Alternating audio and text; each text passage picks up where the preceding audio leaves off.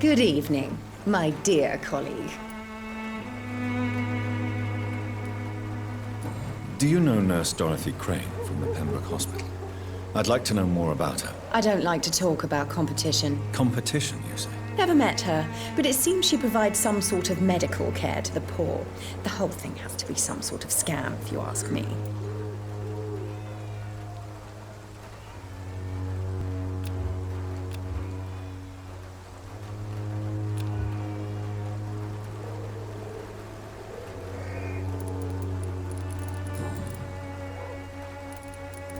Tell me, who intrigues you most in Whitechapel? The region itself is something to see, but I would say Camellia the mute florist who gives away her flowers.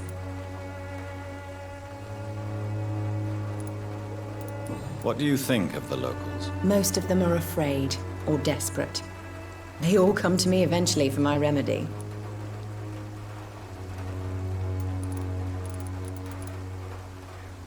Is there anyone I should avoid? Cadogan Bates, without a doubt. The bloody bastard remorselessly exploits poor migrants as soon as they get here.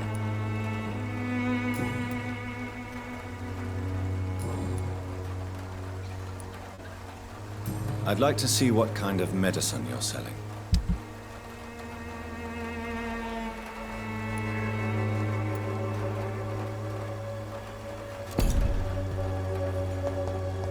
Its effectiveness has been proven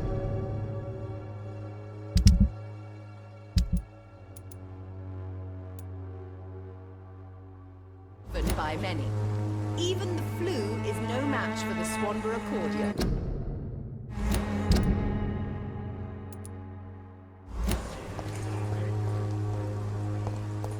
When science fails you, this elixir will give you faith again.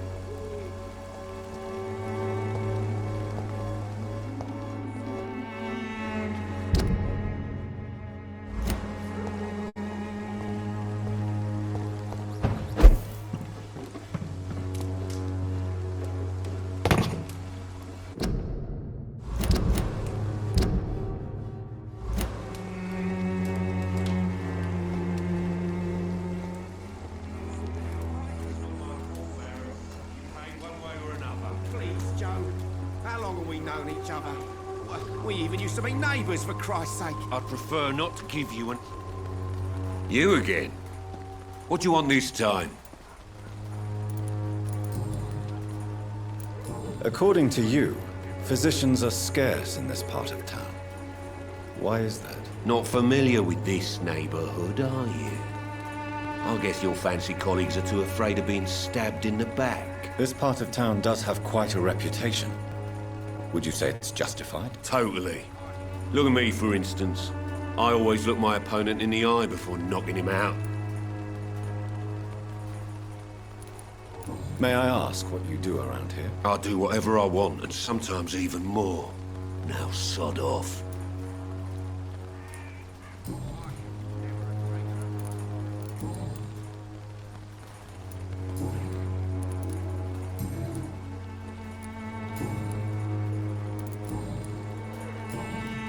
Goodbye, Mr. Peterson. I should never have taken up my... Fancy buying something, sir? You never lose your focus, do you?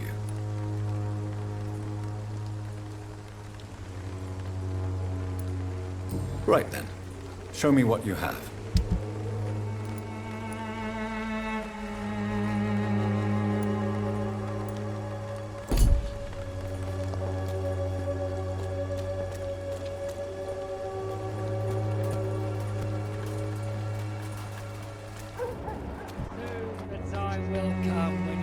Excuse me, sir. Are you familiar with this part of town? Name's Clayton Darby, reporter. Sorry, I'm new to Whitechapel. But perhaps you could help me since you're a journalist. My name is Jonathan Reed. Dr. Reed, the famous surgeon. I'll gladly help if I'm able, sir. I heard you're investigating an underground medical dispensary in Whitechapel. What do you know about it? Not much, I'm afraid. They are wary of strangers, and I'm not really an acquaintance of theirs. Why do you care?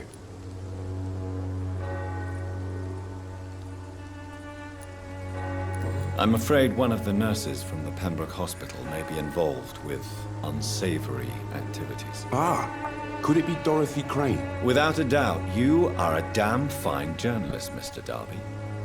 What do you know of her accomplice, a man named Darius? I don't know much about the man. He's very cautious. Never goes out. Doesn't seem to have any friends or family. He never goes out? No. A few days ago, he unexpectedly did. I followed him, but it was just a ruse to keep me away from his house. Really? How do you know? He went to the nearest mailbox, but just before posting his letter, he ripped it up and threw it away. He has no relatives at all? No, except for that strange man, a poet named Richard Nethercott, who sometimes comes by. Darius would never let him in. Where can I find this Mr. Nethercott? He spends most of his time lurking around Whitechapel, talking to himself or declaring verses. These days, you can usually find him behind the church.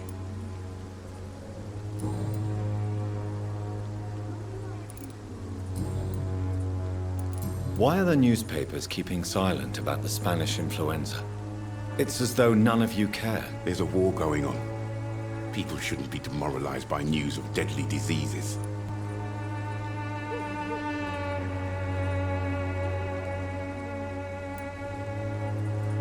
It's a disgrace. People are left to die alone.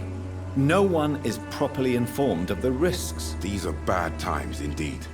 So much for the glorious British Empire. Have you any idea of the danger you face in these streets at night? I've had to run and hide more than once from frenzied mobs incensed by the fever. Do you think the flu is really responsible for this, Doctor? I must confess, some of my rational views have been shaken by recent events. I'll remember to stay away from the district's roughest streets then. What is a journalist doing in this borough after sunset? He goes where none of his colleagues would dare to go, to inform the country.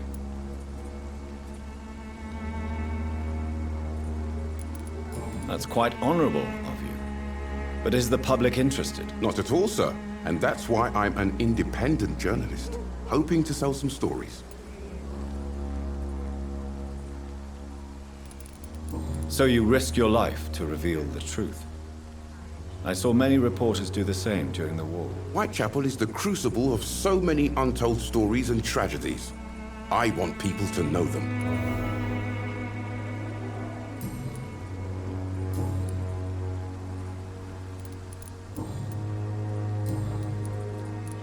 Goodbye, Mr. Darby.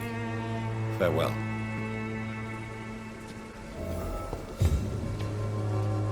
Forgive my interruption. Do not apologize, my son. Father Tobias Whitaker is always happy to teach mortals about the incoming Armageddon. I am Dr. Jonathan Reed, and I just have a few questions. A scientist? You are much more lost than I thought, my son. Do you know Nurse Dorothy Crane from the Pembroke Hospital? I'd like to know more about her. I don't like the liberal ideas of nurses, but I especially abhor that Nurse Crane you mentioned. So, you're not exactly a fan of Florence Nightingale's work. But nurses are essential for modern healthcare. Nuns should be the only women allowed to take care of male patients. It's obvious only they have the necessary moral fiber. Why do you hate Nurse Crane more than other nurses? Before coming to London, she was a member of the communist resistance in her country. That's what happens when you let a woman get involved in politics.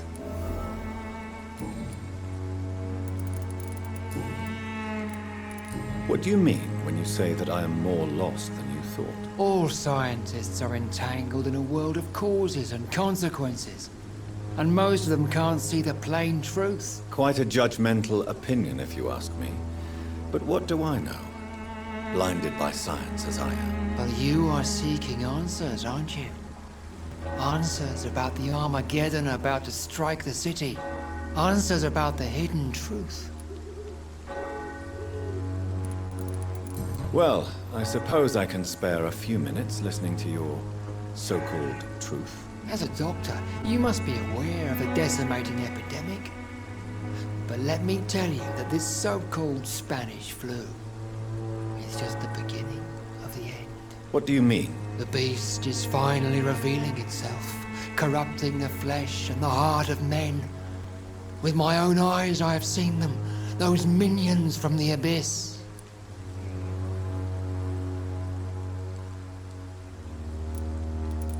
Really? And what would be your answer to this biblical threat? We must fight the disease before this legion outnumbers us. But not with scalpels and microscopes. No. What is left then? Cleansing fire.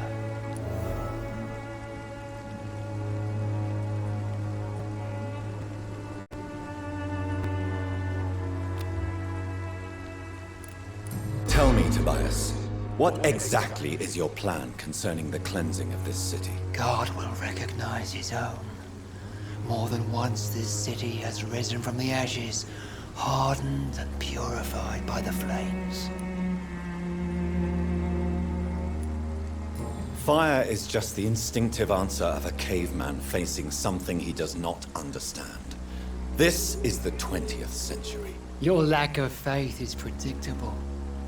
But my task is to convince rational minds like yours to see the light. This is God's will. You're mad and dangerous. You're nothing but a soulless butcher. A small-time Torquemada. The Savonarola of Whitechapel. My son, if you think salvation is a free gift, go listen to the lies of that pompous fool, Joseph. Joseph, a fool? Vicar Larrabee of St. Mary's Church. While he continues preaching his fraudulent redemption, more and more people die in the streets.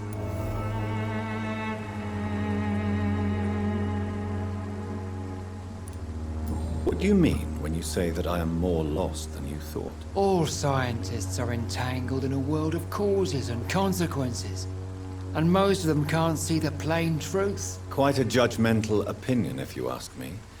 But what do I know? Blinded by science as I am. But you are seeking answers, aren't you? Answers about the Armageddon about to strike the city. Answers about the hidden truth. Well, I suppose I can spare a few minutes listening to your so-called truth. As a doctor, you must be aware of a decimating epidemic. But let me tell you that this so-called Spanish flu is just the beginning of the end. What do you mean? The beast is finally revealing itself, corrupting the flesh and the heart of men. With my own eyes I have seen them, those minions from the abyss.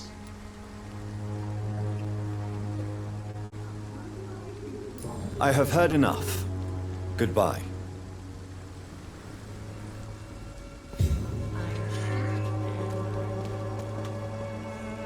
Good evening, Mr. Whitaker. It's Father Whitaker, my son. So, are you still lost in your rational delusions?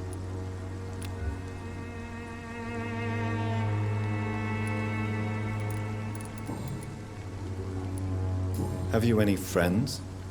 Any family left in these terrible times? No. But I have a disciple I see as my son. He is so devoted.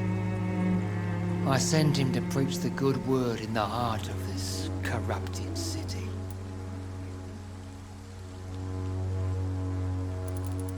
Where did you send him? I sent Samuel to the Stonebridge Cemetery, where the pestilence and evil grows night after night.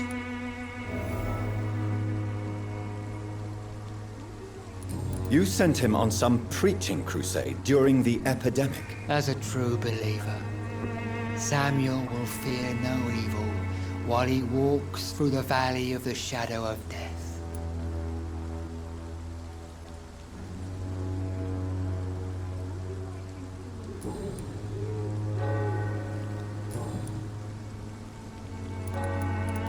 I have heard enough for tonight. Goodbye.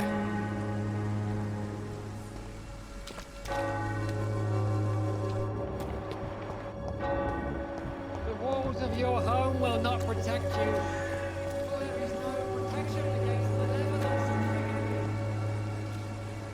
Good evening, Doctor. Can I help you? Goodbye, Mr. Darby. Farewell.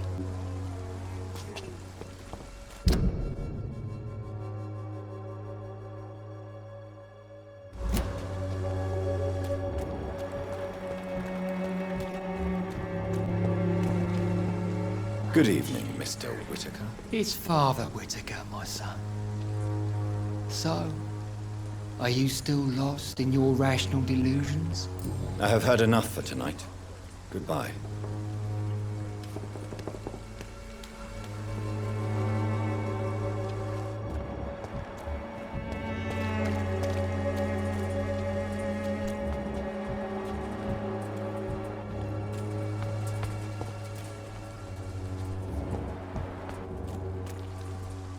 Don't be shy, handsome.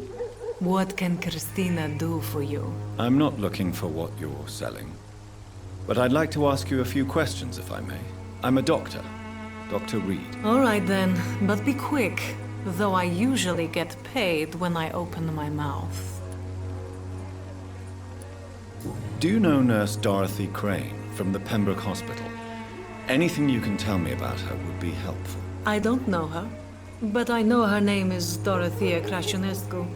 She came from Romania like me and many others. You seem to respect her. Dorothea helps the sick people of Whitechapel. Everyone should respect that.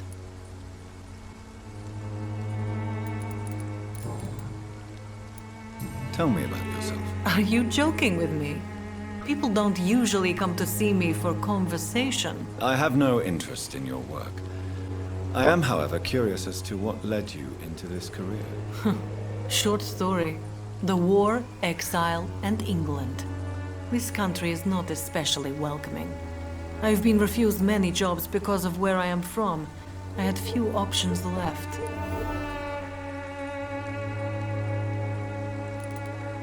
I always thought I was the master of my own fate.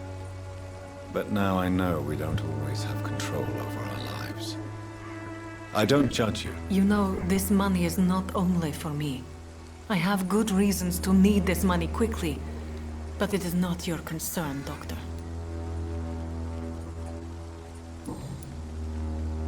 Goodbye, miss. Take care of yourself as best you can.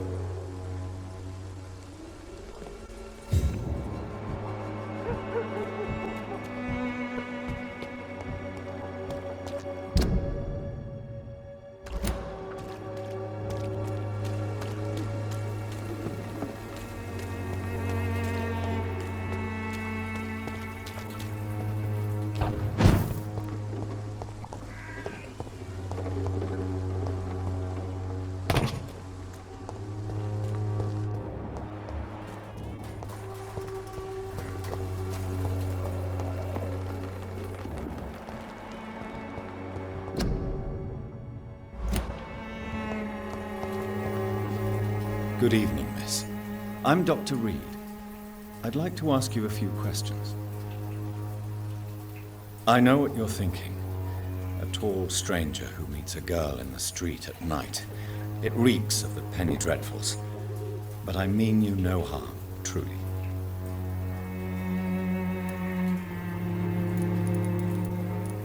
I know you understand what I'm saying. Your silence has nothing to do with you being mute, does it?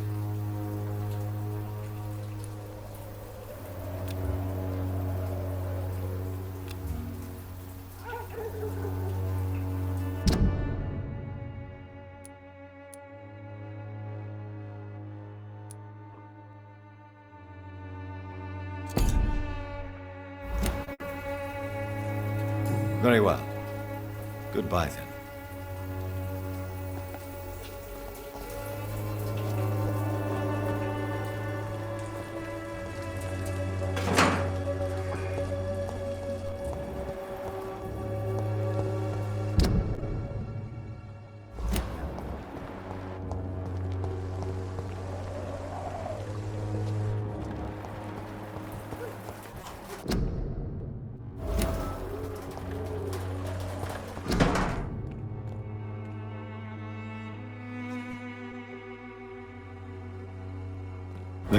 hint of Darius' letter to his children could give me more leverage to it.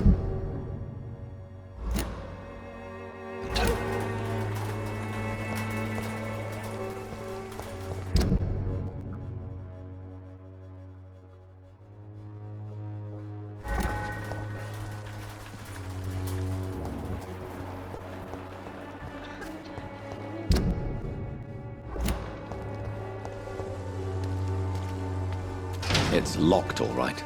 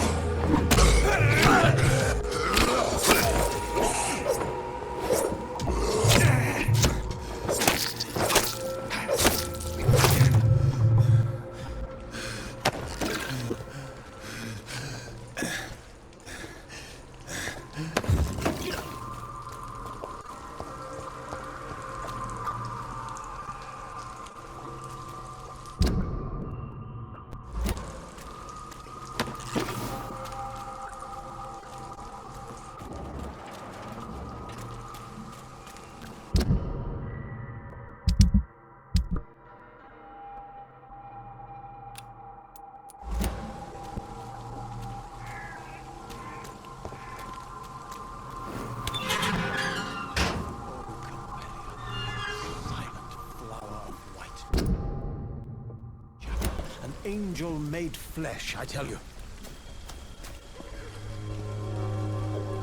Good evening, sir. I'm Dr. Reed. I would like to ask you a few questions. Please be my guest. Although I may not be the best informant regarding this part of town, my words speak about that which the eyes cannot see. Really? Are you an artist of some kind? I'm a poet, sir. Richard Nethercott, at your service. May I ask you a few questions about the district? Extraordinary part of town, is it not? I'll be glad to help you, if I can.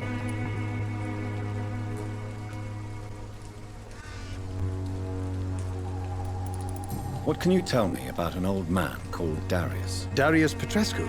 Yes, I know him. At first, I thought he was only a small publisher.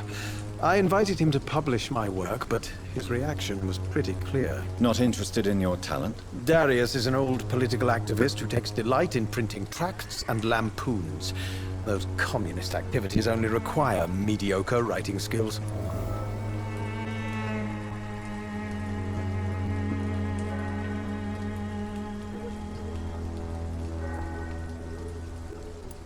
I'm looking for Dorothy Crane, a nurse who lives in this vicinity. Dorothy Crane. Oh, I love the name. The Crane of Whitechapel. Sounds very mysterious. But, sorry, no, never heard of her.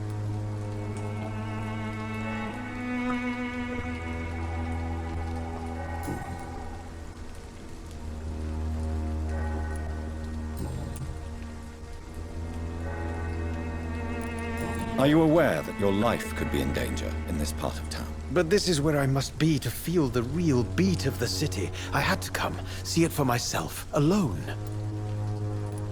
I understand your need for solitude, but it's not safe around here. I don't care.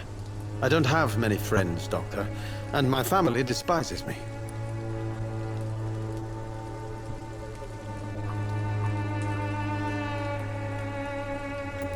If some misfortune came upon you, who would be here to help you? Well, you, for a start, my dear Doctor.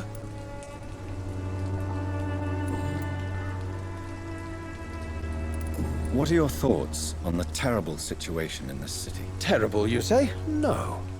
Of course, the death of so many innocents is a tragedy. But the scourge has not been all bad for the city. Oh, no, sir. What are you talking about? Do you remember London before the flu?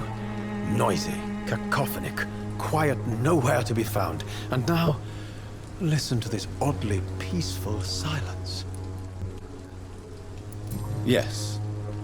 The enjoyable silence of the grave. You have a unique perspective on the situation, I must admit. Most people fail to understand my perspective. I don't blame them. But how could I call myself a poet if I veiled my feelings?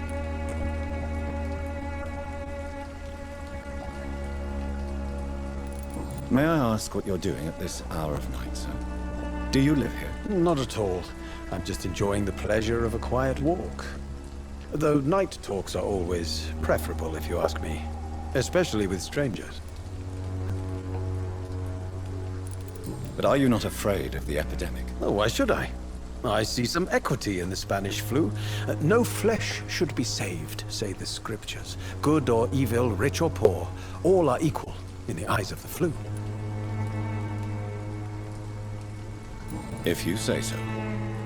But as a physician in a time of epidemic, I must caution you to avoid unnecessary exposure, sir. Thank you, Doctor, but it has to go boldly where the weak dare not.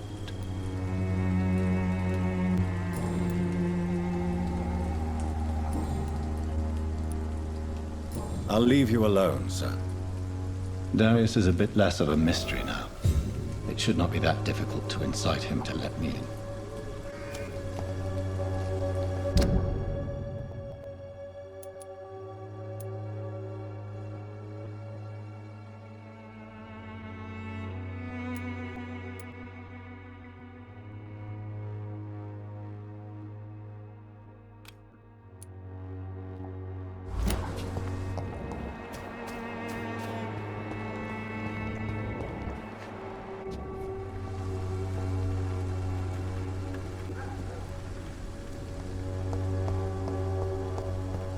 Morbidity can breathe its own beauty and grace. Whitechapel is not just disease, desertion, and despair.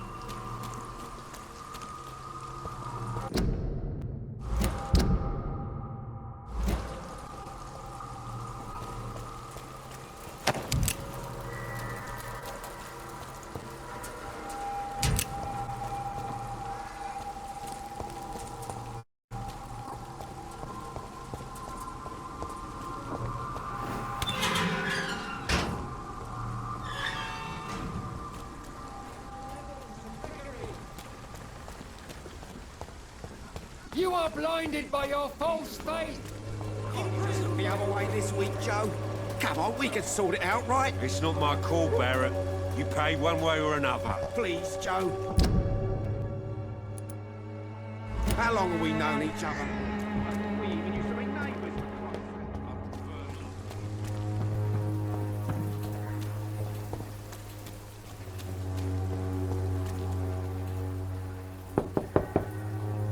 Mr. Petrescu, just 1 minute, please. You again?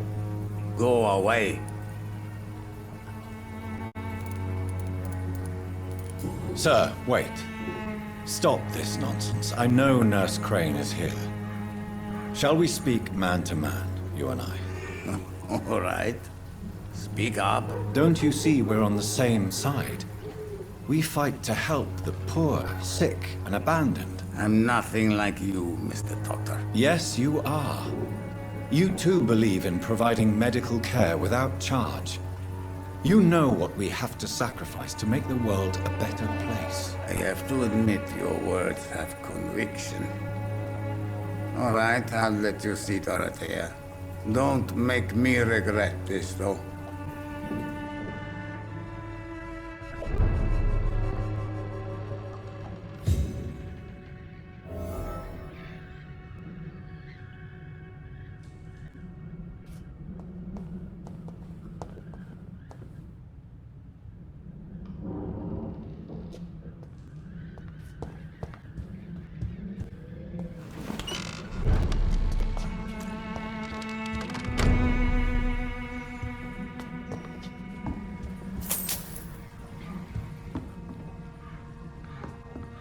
If you want to talk to Dorothea, you must go across the courtyard and take the stairs. We've not been formally introduced.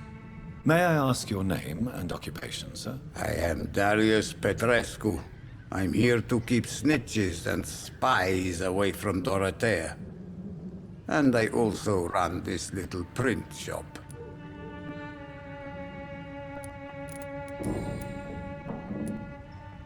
So Dorothy's real name is not Crane. Like myself and many people in this area, Dorothea is from occupied Romania. That's all you need to know.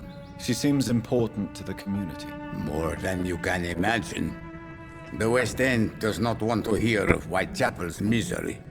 Dorothea is one of the few doing something about it. Tell me everything you know about Camellia, the mute florist. I do not believe in the afterlife, Doctor, but I'm almost convinced Camellia is an angel. She volunteered to give out our medical leaflets. Who is she, really? Do you know where she's from? She's not from around here, that's all we know. Camellia is not even her name. It's her favorite flower. You say she has no close family? Well, there's that awful poet who constantly follows her around like a lost puppy. A good man for sure, but a very poor writer. Are you not worried for her safety? She is as brave as she is tough, and clever too. If only I had met her when I was younger. Are you in love with Camellia, Mr. Petrescu? Don't be stupid. If I had met her when I was younger, we could have won our revolution.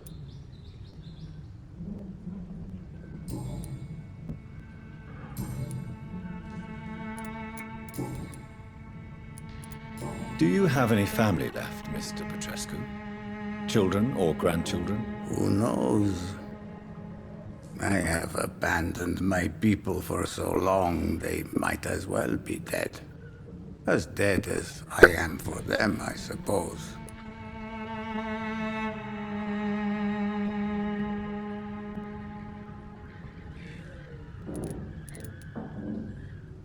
This war won't last forever. Did you ever think of returning to your country now it's free? No.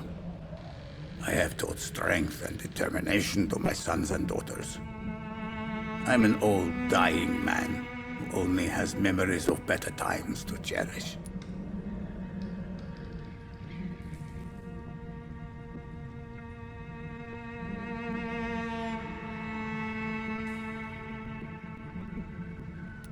Don't be embarrassed, sir. If you must know, my own father disappeared many years ago, and I forgave him. It's quite awkward to talk about our families like this, but thank you, Dr. Reed. I appreciate your trust.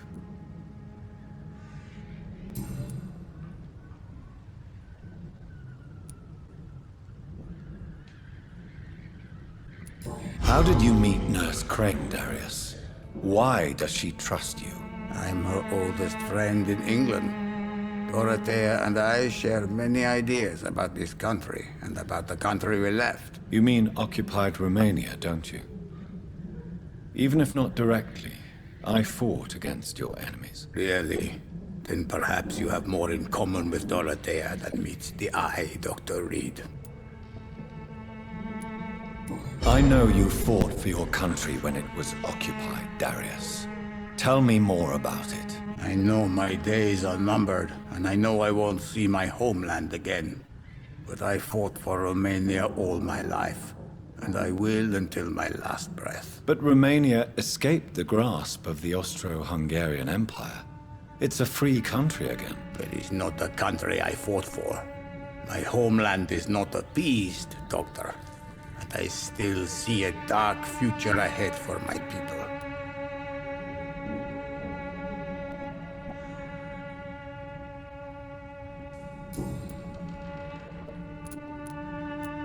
Goodbye, Mr. Petrescu.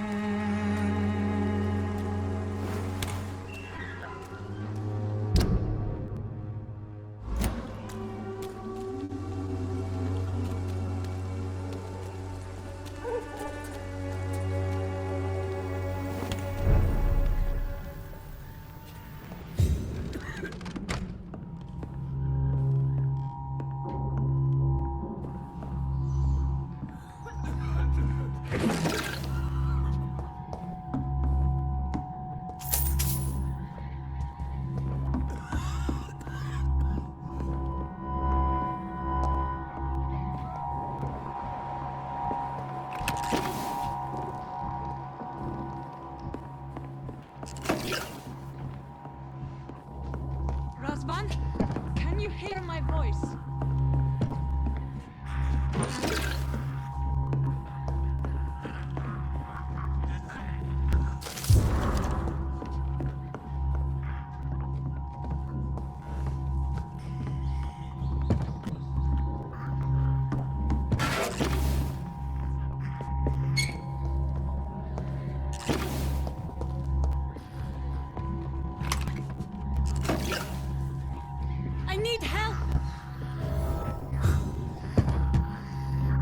What do we have here, nurse? Patient Razvan Vasily. High fever running on 3 days. Complaints of dizziness, muscle aches, and head pain. Diagnosed with influenza. Treatment? Aspirin and salicin for the fever and discomfort. Liquids for dehydration. But he's having trouble keeping even water down.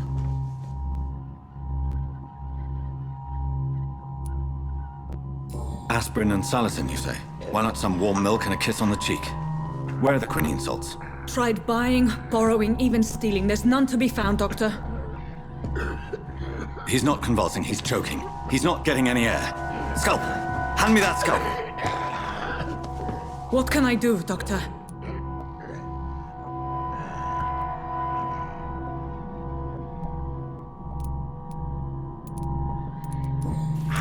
It's too dangerous to operate with these convulsions. Sedative, nurse. Do we have any anesthetics? I'm sorry, Doctor. None at all.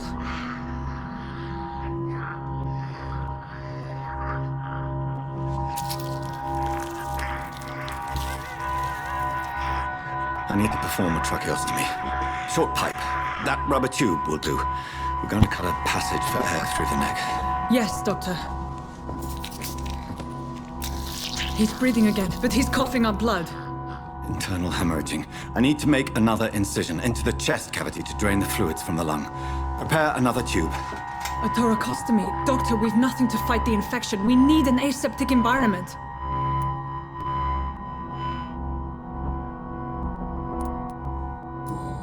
Don't question me, nurse. I need a drain. Now. Yes, Doctor.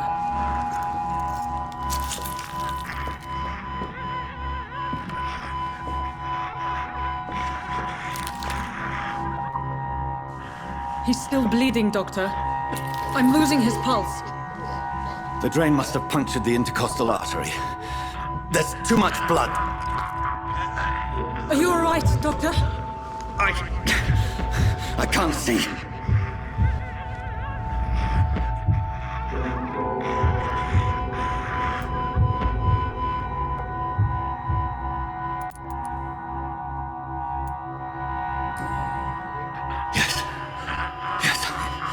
I have this, nurse. Allow me to finish the procedure alone. I need the room. I'd prefer to stay and see this through. This is my patient, Doctor. I have needle and thread for stitching the wound.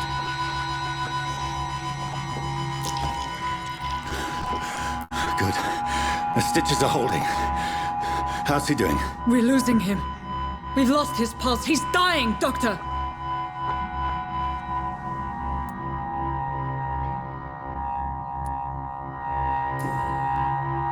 Cardiac massage, now. Cardiac... What? Are you making this up as you go along?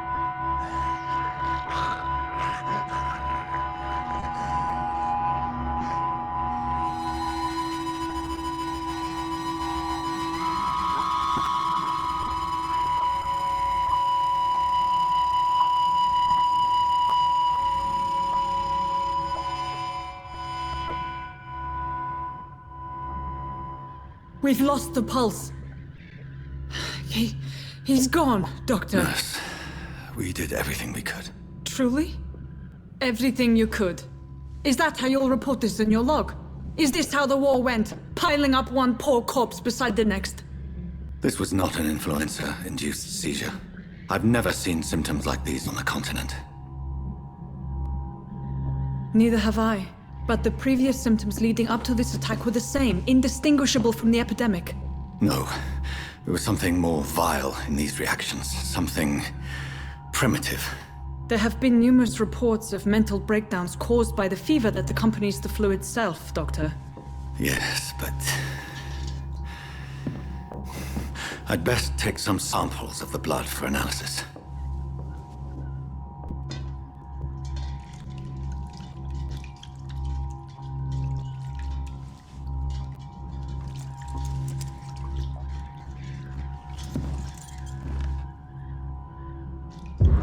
I doubt you're here to test my bedside manners. I suspect it was more than intuition alone that led you to us. So, how might I be of service, Dr. Reed?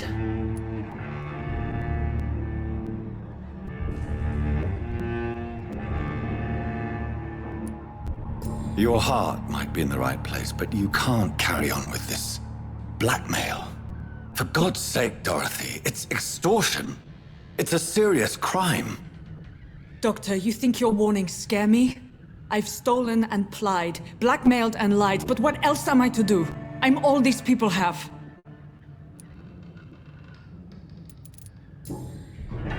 You've convinced me of the sincerity of your actions and their noble justifications. But all the same, blackmail is a crime, and it will stop, Nurse Crane.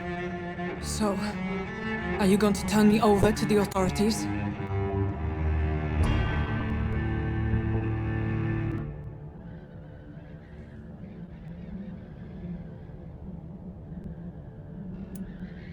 Nurse Crane, there is no question that the work you've done here is extraordinary, but this dispensary is incapable of coping with the outbreak.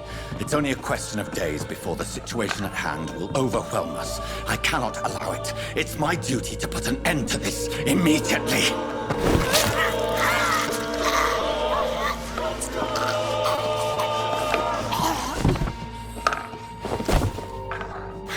I'm not ashamed. I did what was right. For in the end, I saved lives and you took them. But we had so much in common, Doctor. Don't you see that?